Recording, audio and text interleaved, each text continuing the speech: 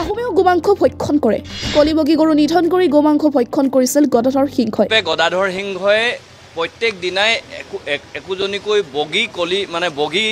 চেউৰি গাই তেওঁ আসলতে এটা সময়ত খাইছিল ৰাজ্যত চলি থকা গোমাংসৰ ৰাজনীতিৰ মাজতে এইবাৰ গোমাংসক লৈ বিস্ফোৰক মন্তব্য অসম জাতীয় পৰিষদৰ নেতা ৰাজু ফুকনৰ মই জাতত আহোমেও গৰু মাংস খাইছিল মই জাতত আহোম হিচাপে আসলতে গোমাংস খোৱা আগতে এটা পৰম্পৰা আছিল ইমানেই নহয় মুখ্যমন্ত্ৰীক তীব্ৰ বাক্যবাণেৰে আক্ৰমণ কৰিছে ৰাজু ফুকনে অখিলে অভিযোগ কৰা মতে হোষ্টেলৰ ভিতৰত গোমাংস ভক্ষণ কৰা মুখ্যমন্ত্ৰীয়ে উত্তৰ দিয়ক অখিল গগৈ ডাঙৰীয়া এটা প্ৰত্যাহ্বান জনাইছিল তেখেতক যে তেওঁ হোষ্টেলত থকাৰ সময়ত তেওঁ গোমাংস খাইছিল বুলি কৈছিল দাহবায়ক মুখ্যমন্ত্ৰীৰ যদি সাহস আছে শিলঙত গোমাংস বন্ধ কৰি দেখুৱাওক নাডাৰ চেয়াৰমেন হিচাপে গোমাংস বন্ধ কৰা কথাটো শিলঙত গৈ নাগালেণ্ডত গৈ নহলে ইটানগৰত গৈ ক'বৰ কাৰণে অনুৰোধ জনাইছো যে আমি হিমন্ত চৰকাৰৰ কেবিনেটত গোমাংস বন্ধ সিদ্ধান্ত লোৱাৰ পিছত ৰাজ্যজুৰি গোমাংসক লৈ এক বিতৰ্কৰ সৃষ্টি হৈছিল একাংশই মুখ্যমন্ত্ৰীক প্ৰশংসা কৰি উপস্থাপন কৰাৰ বিপৰীতে একাংশই তীব্ৰভাৱে বিৰোধিতা কৰিছিল লগতে সমালোচনা কৰিছিল সাংসদ ৰকিবুল হুছেইনক ঠায়ে ঠায়ে প্ৰৱেশ নিষিদ্ধ কৰিছিল ৰকিবুল হুছেইনৰ যি সময়ত ৰাজহুৱা স্থানৰ লগতে হোটেল ৰেষ্টুৰেণ্টত গোমাংস ভক্ষণ বন্ধ কৰি একাংশৰ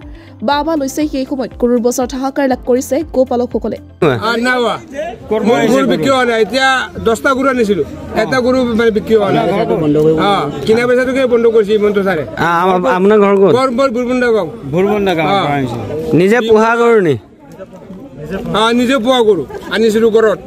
ঘৰৰ পৰা গৰু আনিছিলো বজাৰ বিক্ৰী কৰিম বুলি বেপাৰী দাম দিয়া নাই মই নিজে আনিছিলো বজাৰত খোজকঢ়াই আনিছিলে খোজকাঢ়ি আনিছো আমি এতিয়া মানে ঘূৰাই পঠাবলগীয়া হৈছে এটাও বিক্ৰী নাই হোৱা এটাও বিক্ৰী হোৱা নাই এতিয়া 10টা গৰু এনেকুৱা ঘূৰাই পঠাইছো মই এইটোৱে কৈছো ছাৰ হিমন্ত ছাৰক কেলৈ বন্ধ কৰিছে এইটো কিন্তু ভুল হৈছে ছাৰে নাই কি মামা ভুল হৈছে ছাৰে এইটোৱে মই ধন্যবাদ কৰিলো আৰু তাৰ ওপৰত গোমাংস ভক্ষণৰ ৰাজনীতিয়ে গৰম কৰি তুলিছে ৰাজ্যৰ পৰিৱেশ মই জাতত আহোম হিচাপে গদাধৰ সিংহই প্ৰত্যেক দিনাই একোজনীকৈ বগী কলি মানে বগী চেউৰি গাই তেওঁ আসলতে এটা সময়ত খাইছিল আহোম হিচাপে আসলতে গোমাংস খোৱা আগতে এটা পৰম্পৰা আছিল গগৈ ডাঙৰীয়া এটা প্ৰত্যাহ্বান জনাইছিল তেখেতক যে তেওঁ হোষ্টেলত থকাৰ সময়ত তেওঁ গোমাংস খাইছিল বুলি কৈছিল মই মুখ্যমন্ত্ৰী ডাঙৰীয়া নাডাৰ চেয়াৰমেন আৰু তেওঁ নাডাৰ চেয়াৰমেন হিচাপে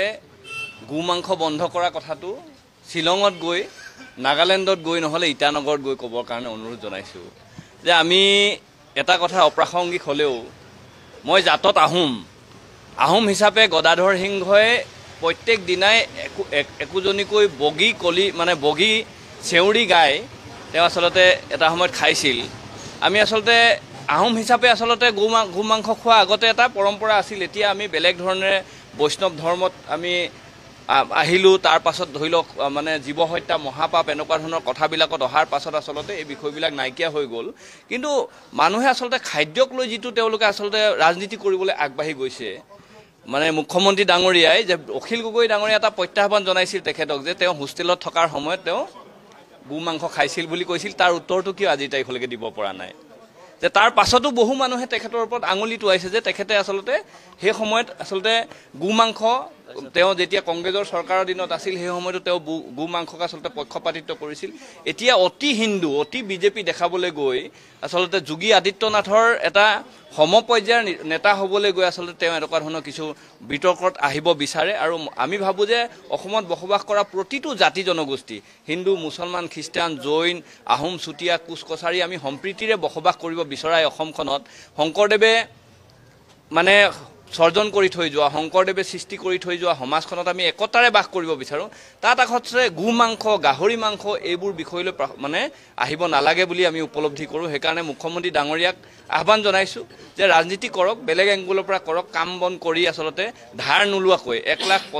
মানে 50,000 কোটি টকা ধাৰ টেটুলৈকে লৈ আসলতে আজি তাৰিখত বিভিন্ন ধৰণৰ উন্নয়নৰ ফটা ঢোল বজাই তেওঁ আসলতে এনেকুৱা ধৰণৰ গোমাংস গাহৰি মাংসৰ কথা কৈ ৰাজনীতিটো আসলতে বেলেগ এটা ফাললৈ লৈ যাবৰ কাৰণে যি প্ৰচেষ্টা হাতত লৈছে এইবিলাক আসলতে অসমৰ ৰাইজে কেতিয়াও মানি লোৱা নাছিল আৰু ভৱিষ্যতৰ দিনতো এইবিলাক বিষয় মানি নলয় মই মুখ্যমন্ত্ৰী ডাঙৰীয়া নাডাৰ চেয়াৰমেন